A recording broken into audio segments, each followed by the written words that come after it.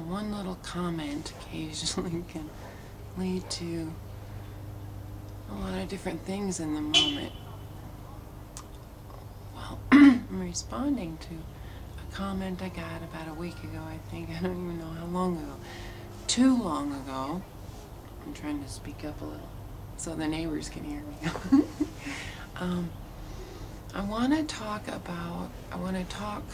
about this comment really directly, in a way, about something that I've been wanting to spit out for a long time. The comment itself led to about a half-hour burst into tears and half-hour or so of this weird thing with my mouth. I just want to transcend it because it's not my mouth. And my daughter says, "What is that thing you do with your mouth?" Anyway, okay. I haven't planned anything to say.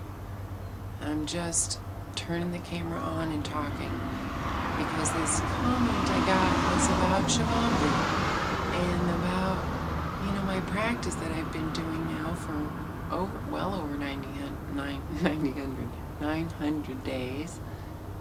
And I think it uncovers a very big, deep, misleading.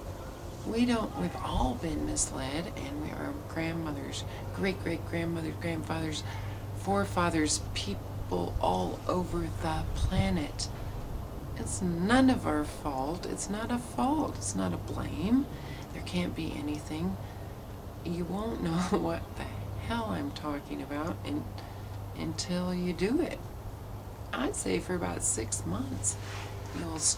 It starts to unravel a deep lie and misconception on a whole lot of words. A whole lot of words that have led us to believe in certain ways of being, certain ways of consumption, and it's a lie. Well, for one thing, urine is not toxic. I would think 900 days of drinking I can't say every ounce that comes out of my body. That's not true because occasionally I do flush it, and I have been flushing a little bit more lately than normal. And it goes through phases. Maybe I will do it a couple times a day, flush meaning. But for the most part, I drink it all. Now, tell me that's toxic because, I was saying to a friend the other day, you do any drug all day, every day, except for maybe a few herbs I know of, but you do something like that all day, every day for 900 days, you have set a habit into lifestyle. You do it with alcohol, the body does not look like, I wouldn't be pleased with my body if I were to drink as much alcohol as I have urine in the last 900 days. Am I making any sense? I've seen release of symptoms I've had for all my life, actually. The ones that motivated me were a chronic fatigue. It was so bad that I was having trouble going to work, having trouble having a normal life for my daughter. It was very troubling that I couldn't do the normal things. And I was seeing something in this Morgellons that I was researching, and one friend in particular, suffering on a daily basis that turns into monthly, that turns into yearly, that is now turning into over a decade of suffering from something that I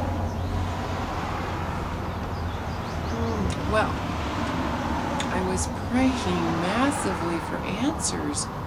What the hell is going on with that stuff? Morgellons, I like to call it Morgellons because morgue sounds like morgue and it looks like death to me. I was studying it under the scope for, well over a year before I even put on a YouTube clip. Somebody's walking by. I don't know what that is. I don't want anybody to hear me talking to the camera. So, anyway, maybe I'll cut that part. I think it's good that I have been making movies with cuts and clips, because not so good, because some of them are eliminated, which makes the whole video totally different when one little part is clipped. That's a whole different topic. Anyway, and this is beginning to end. I probably won't cut any of it. In the study of Shivambu, if you Google Shivambu, it'll tell you about a conversation between Lord Shiva and his wife Parvati. Now, it's an old Hindu story, but it fits in right in with every other scripture I've read. Anyway, so it tells you about this conversation, and in the conversation he tells you month by month what things are released or what things you gain through the practice. So in the first month, you release disease. In the second, third, you keep releasing more disease, end of disease. And so you realize through downing it, drinking it every day, every single time I say the Lord's Prayer when I'm drinking it, and I try and get that slowly, but a lot of times I just go on my way with it's a busy life. Hope I'm talking loud enough. Anyway, it says in that conversation, in the 6th month, you're proficient in Scripture.